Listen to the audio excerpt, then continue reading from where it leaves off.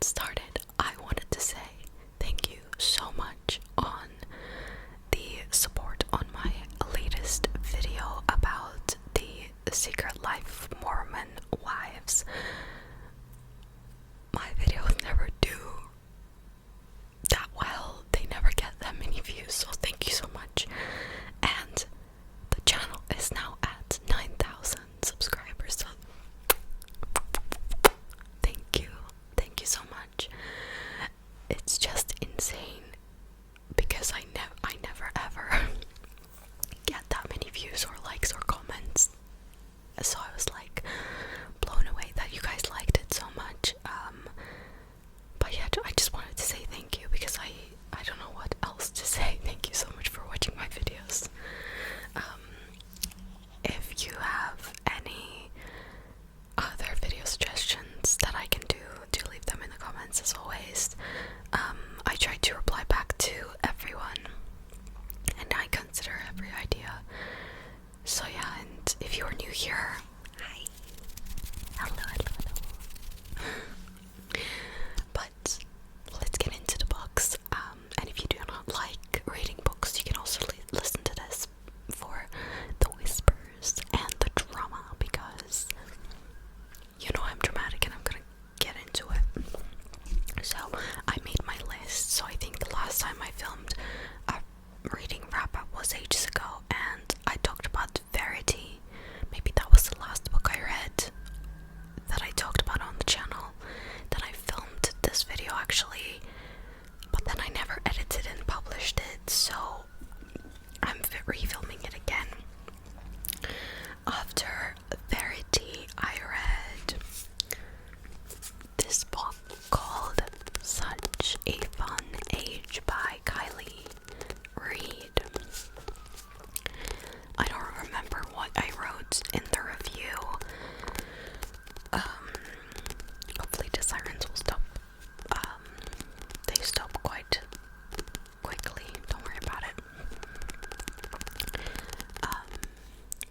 But this basically, I will read you the back. When Amira is apprehended at a supermarket for kidnapping the white child she is babysitting, her employer Alex resolves to make things right. So it's a lot about race and privilege.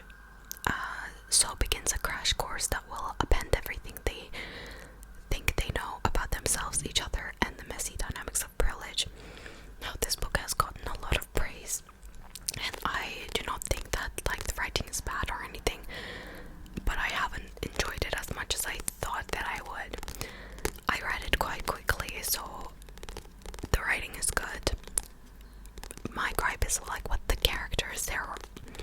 I do not like any of them, and sometimes when you have such unlikable characters, you're kind of like, you don't want to read it anymore. I felt like, from what I remember, because this has been months since I read this, the character Amira, which is the young girl who was babysitting, who was like, you're not that person, kid's babysitter, because she was, being racially targeted, I guess. She was a babysitter and she didn't have any ambition, and spoiler alert, at the end of the book, she works for a very, very long time and does a very uninteresting job in my opinion. Not everybody has to have ambition or whatever, but I would have liked to see her strive to get somewhere and achieve it. I wanted our character to have a happier ending than this ending. I'm not actually spoiling anything about the story, and there are funny moments in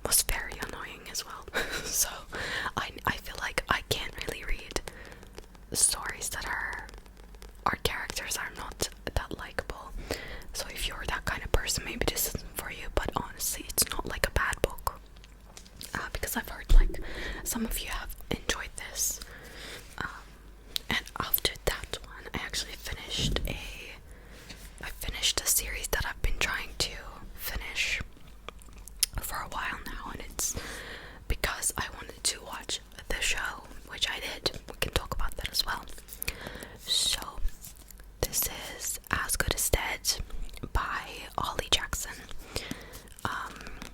I mean, if you're into reading YA, you probably know this series, and like true crime YA.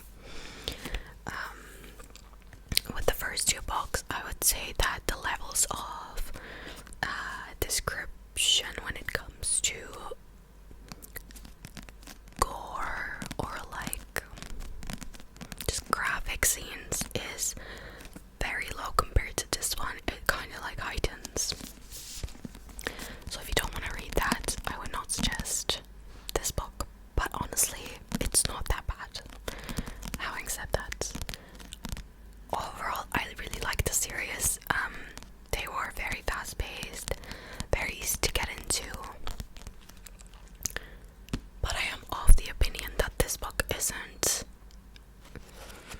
as good as the other ones. I didn't enjoy it as much. I had a very hard time getting through it because I was not interested, and our character acted very different to what she had, like the whole series, because Pippa, our main girl, is this like nice girl who has this obsession with solving crimes, I guess, or like unsolved cases. And in this book, she kind of turns dark, let's just say that, and acts out of character. And you can put that to the trauma that she had in the previous books. And I'm talking about it very like unspoilery way in case you still want to read it, because I would say it's still enjoyable. Like, I gave the first two 5 stars, and this one for me is like 3.5, 4. I really, after the halfway mark, I started reading it very quickly because I just got very fed up. I'm gonna be honest with you. So before the halfway mark, it was okay, but after that, it kind of got out of hand, and I was like, what is this book anymore? But, and it's also super long.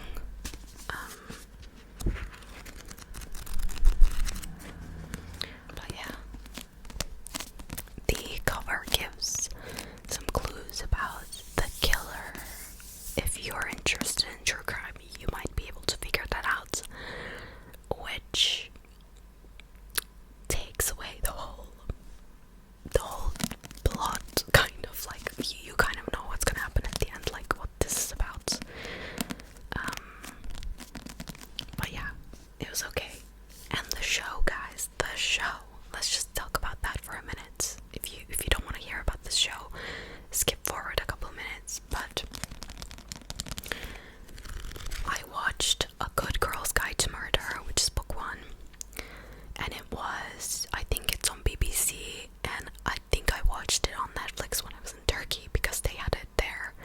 So if you have a VPN, you can do that, but they don't have it on Netflix in the UK. They have it in BBC iPlayer. I don't know how I feel about it. I feel like I didn't enjoy it as much as I thought I would because I really liked the book, obviously. I felt like it was very slow paced, super slow paced.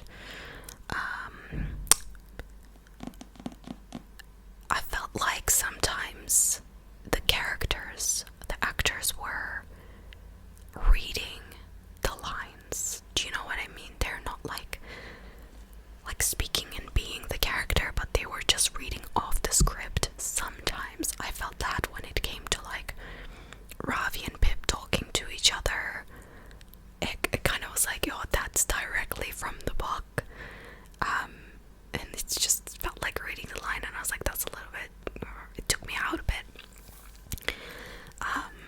And yeah, just the slow pace of it was kind of really annoying. They could have cut down a lot or added more details if they could, instead of doing the very slow and mysterious kind of, oh, what's behind that door type of thing, because they were really trying to get the tension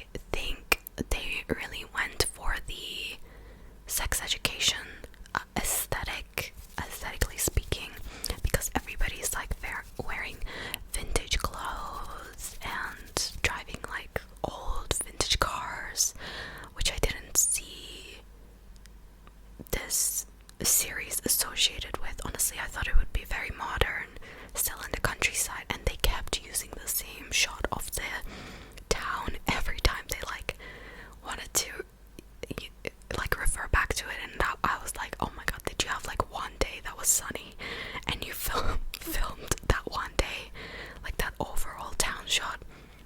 I was like, it would have been more realistic if it was rainy, and I think it would have added more to the vibe of like a thriller. I think the raininess would actually work well, but it was so bright and sunny, and I was like, it's not the tone that we're going for, like bad things are happening.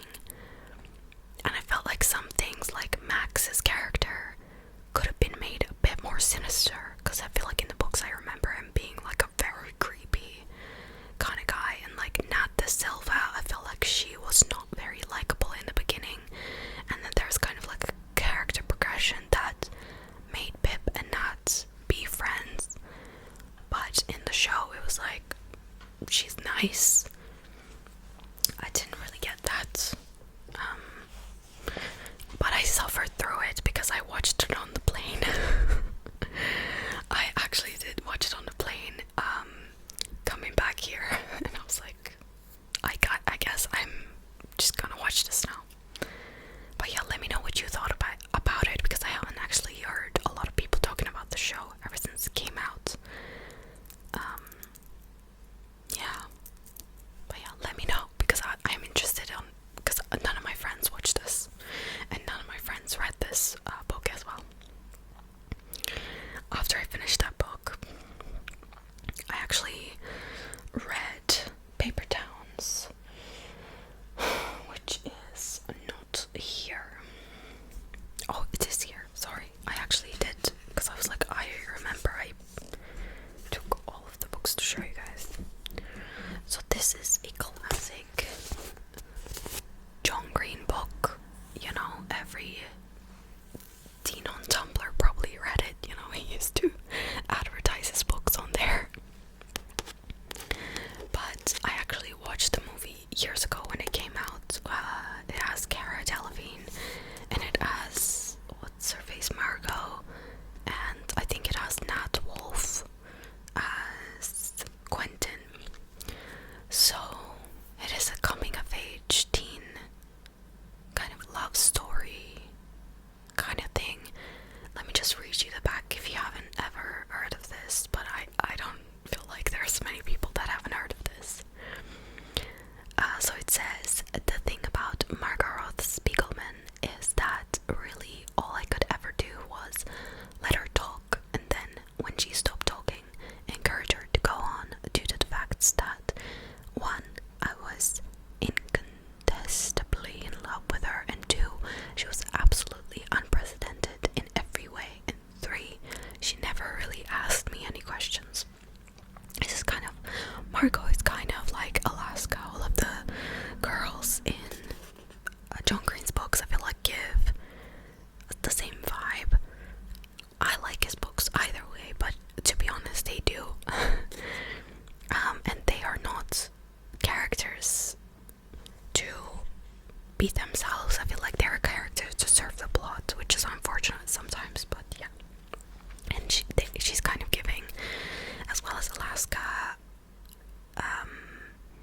she's giving the Manic Pixie Dream Girl, or like, you know, Quentin, the main character, is like looking at her and being like, oh my gosh, she's so perfect and she's everything I want and all this stuff. Like, obviously it's very realistic for a teenager. Quentin Jacobson, our male main character, has always loved Margot from afar, so when she climbs through his window to summon him on an all-night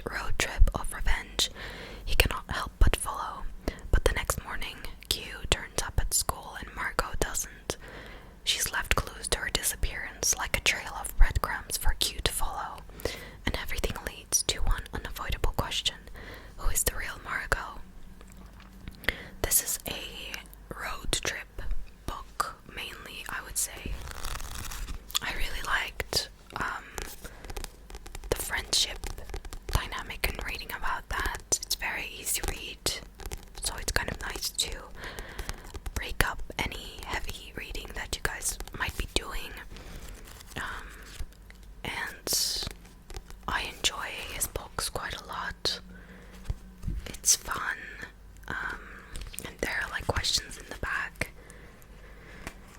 So it says, I learned about paper towns by coming across one during a road trip my junior year of college.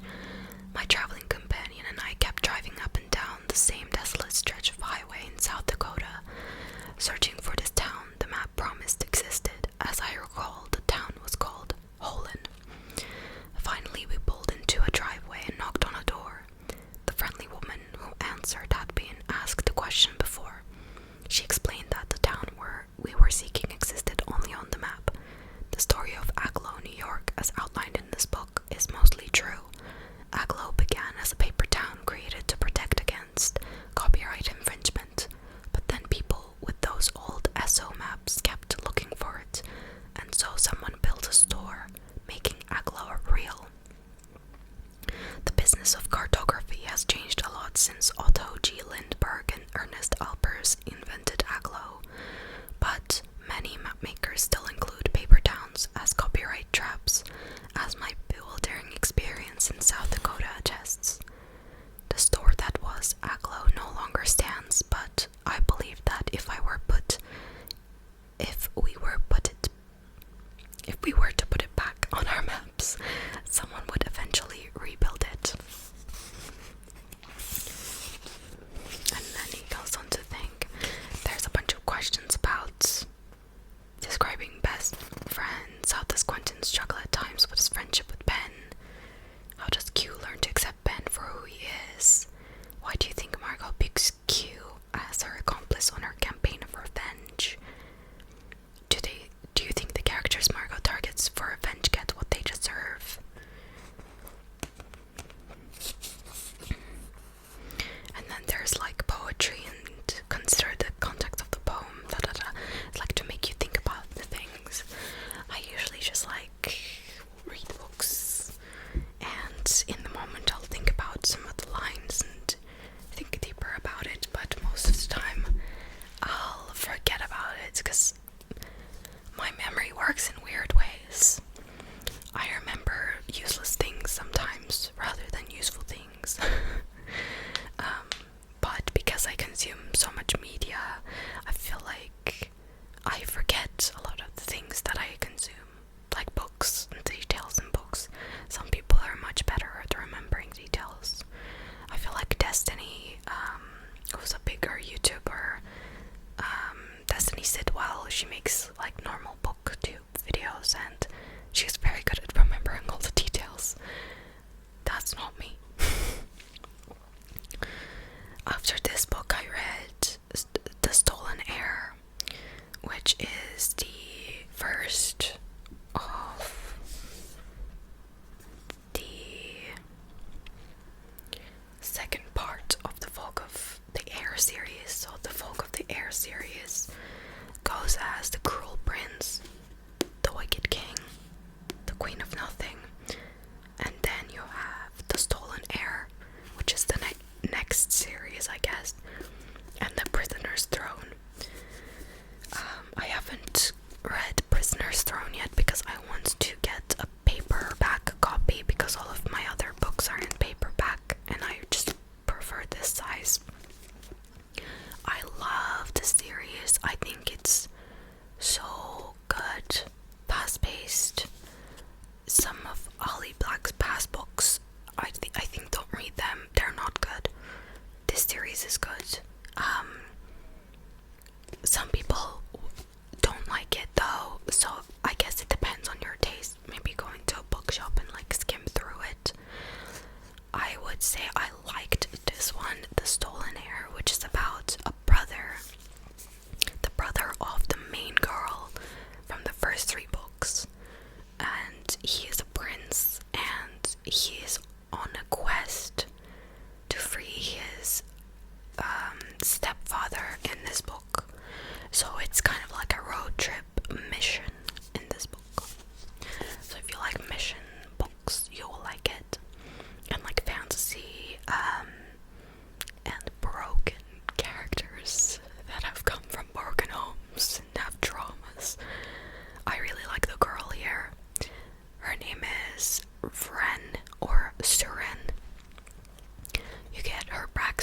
She features in the second and third book, I think, of the Folk of the Air series, so The Wicked King and Queen of Nothing.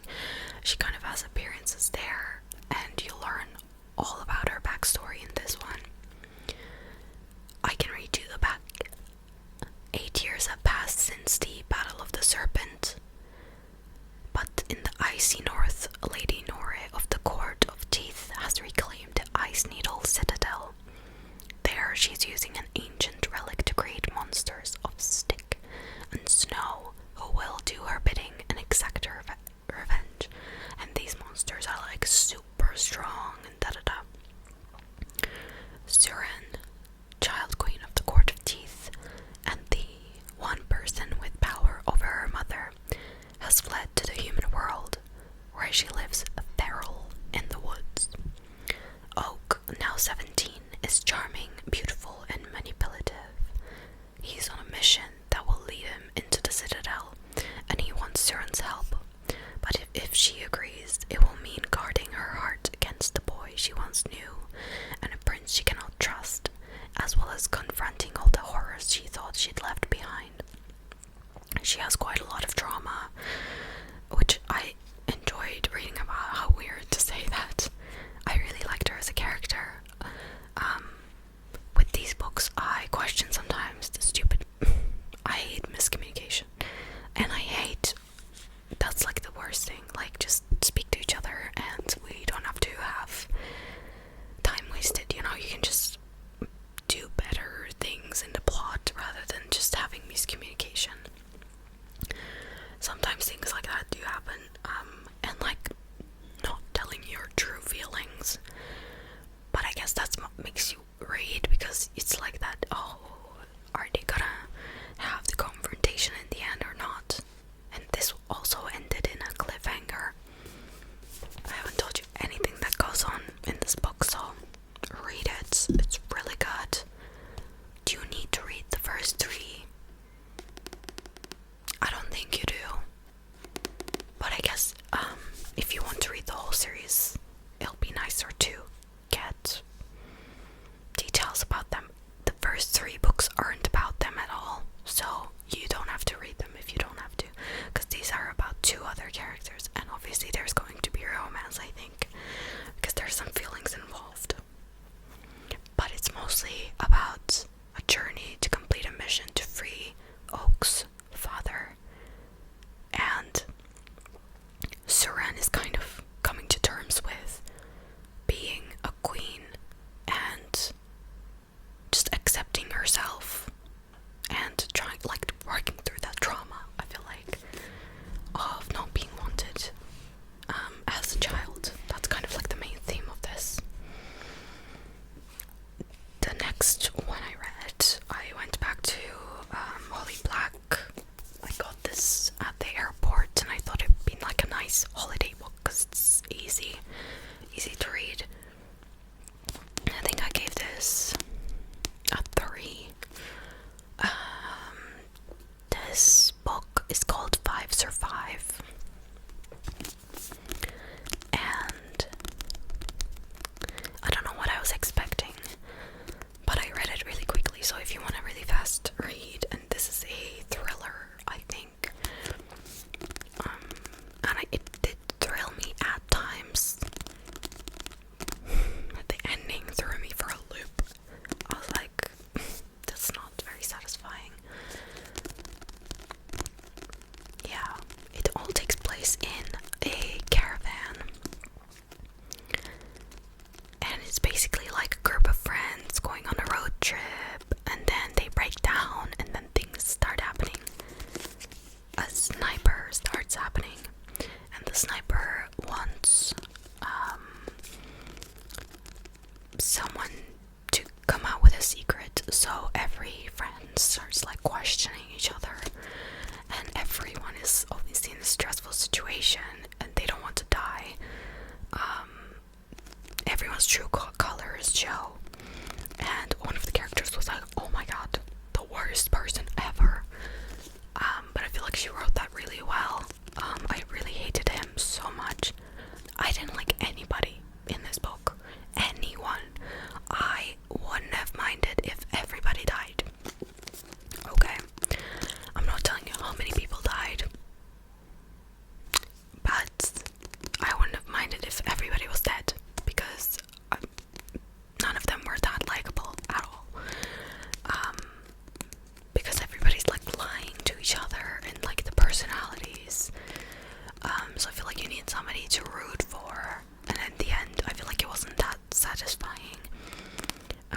was some class discrimination portrayal here.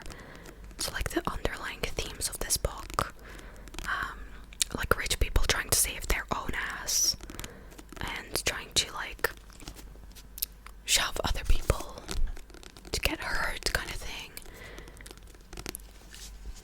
But yeah, there's a sniper that's shooting at them and they're in a caravan and somebody has to reveal a secret that the sniper's after. Is basically the plot. Honestly, if you're on holiday, it's a very easy read. I enjoyed it for the most part, but I would say it's just an average book. I wouldn't say it's like terrible, because I like her writing. It's like easy and not cringe. But yeah, I wouldn't say it's like the best thriller ever though, if you are like really into thrillers. So from all the stuff that I read so far, I would say like if you're in the middle of a good girl's guide to murder, definitely complete this series, because complete the series. I would say read The Stolen Heir, definitely. And let's talk about the next book, The Frame Up, which I couldn't find where it is. I don't know where I put it, but I fucking hated that book. Okay, none of these so far I said that I hated. Do never pick it up, never spend your money on it, because it was such a waste of my time. The Frame Up gets a 0. If I could give a 0, I would, but I can't, so I give it a 1. I think that's a meme, right? It was so bad. It was so bad. I thought it would be like a fun heist book. So it's called The Frame Up. So they're trying to steal art, and there's also magic, but there's also romance, but there's also family trauma, where the main character's mom is in prison, and it's because of something the main character did. This book wanted to achieve all of those things. However, it was so boring. It was so boring. I couldn't even finish it. I like skimmed through the pages. They achieved their heist. Whoa. It was so boring. I read like more than half of it, and I was like, why am I wasting my time when I could be reading any of my other books, because I have so many. Honestly, at some point you have to just be like, okay, I spent money on this, but like I can't do this to my time, because time is more expensive than money. Okay, time is money. So while you read that, you could be doing something else. But yeah, The Frame Up is shit. I can just say that. I'm sorry, Gwenda Bond, which is the writer. It's shit. Who edited this book as well? Like, what are you doing with your life? I'm sorry for being so rude, but like when I waste my time like this. No, it was just bad. Like the writing itself wasn't like unreadable. Like in terms of like when you sometimes read stuff like we're gonna come to one book and it's like Wattpad writing, but sometimes you need that, sometimes you need really brain dead stuff. But this one was like really long sentences, metaphors on metaphors. The world building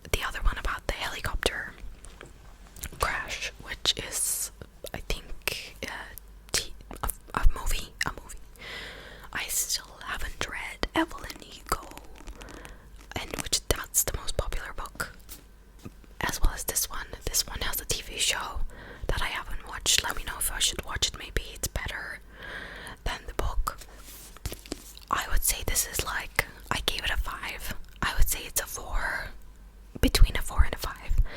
Super easy to get through. Daisy Jones and the Six. Super easy to get through. The writing is, I love her writing. It's for me, it's the best. Like, with the other 3 that I read, I had a great time. It's not full of BS. It's not like empty filler. It's a good length as well. Like, it's not long that you're gonna be like, oh, I cannot stand long books. Like, it has to be 350 pages or something, not more. How long is this one? This has a lot of like prequels and song lyrics. I haven't read all the song lyrics. I don't care. So this is 387 pages. However, this is written in a interview style format. So I read some of the reviews that said they didn't like that, which is totally acceptable. It did take me a while to like understand, but I didn't even look at the names at some point. Like, I could kind of tell who was saying what, and I just read it to read the story rather than see who said whatever. There was a lovely little not a plot twist, but a plot reveal at the end, which was, I didn't see that one coming. But most of the book is about addiction, I think. Why I gave it like 4 stars in my mind is because I don't see the point of this book. Like, what am I supposed to learn? Well, she's exploring things about love in the 2 other books that I read, and the other one is like about family dynamics, and this one is, I guess, about addiction maybe. But then other than that, it's like, what am I supposed to take away? Because I kept reading and reading, and I was enjoying the story, but I was like, what's the point? There should be a point, right? And the romance aspect, honestly, it's not that much of a romance, because in my opinion, this man in from the beginning, so this is not super spoilery, but from the beginning, this man has a partner. So I never romanticized him with Daisy, because that's gross. Okay, and you will see what happens in the book. Or should I spoil it? I will spoil it. Skip if you don't wanna. Daisy and him get together at the book, but only after the wife dies. So nothing actually happens. But most of the book is just Daisy getting high and drunk, and the man also does it, but then he's recovering. But our main character is always, it seems, she's on something, and I don't know, like, and they say that it's based on Fleetwood Mac. I don't know much about like their real like story, what happened with that band, how they broke up, blah, blah, blah. This is supposed to be Stevie Nicks. I don't know if this is true or not. Like, it's inspired by that. So you let me know, was she addicted to drugs and she was doing drugs all the time? All I wanted to say is that it got a little bit overkill, I guess. But I guess that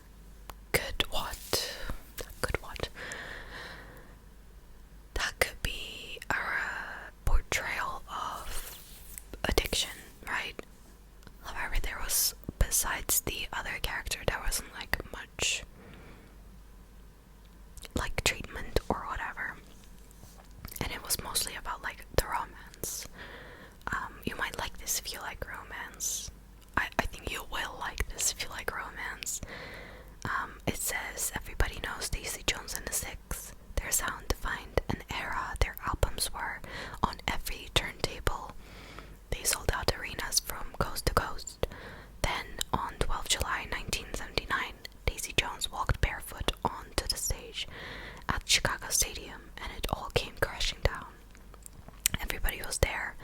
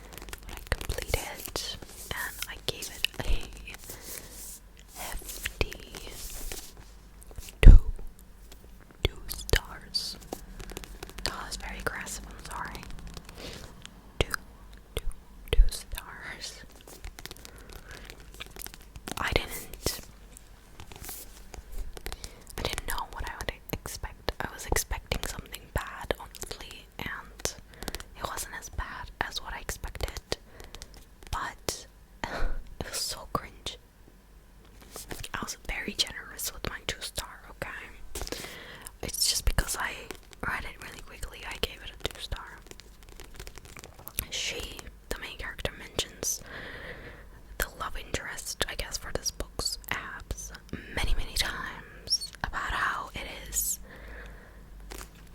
He is made up of pure lean muscle. So, in my review, I said that this book is pure lean muscle. That's what it is. No brains, just muscle. Because it was the most Wattpad shit I've ever read recently. And it has like so many books in this series. Nothing really happens in this book, honestly. The world building is pretty bad. It's just a dystopian, like, YA novel. I really appreciate Divergent now, because that was good. So this is called Shatter Me by Tahiri Mafi. And a fragile teenage girl is held captive, locked in a cell by the Re-establishment. Very dystopian name. A harsh dictatorship in charge of a crumbling world. But Juliet is no ordinary teenager. One touch from her can kill, so her special power is that she can touch people and they will feel a lot of pain and eventually. But yeah, if she touches people long enough, they die. And that's her special power. Some people describe this book as like a shitty X-Men.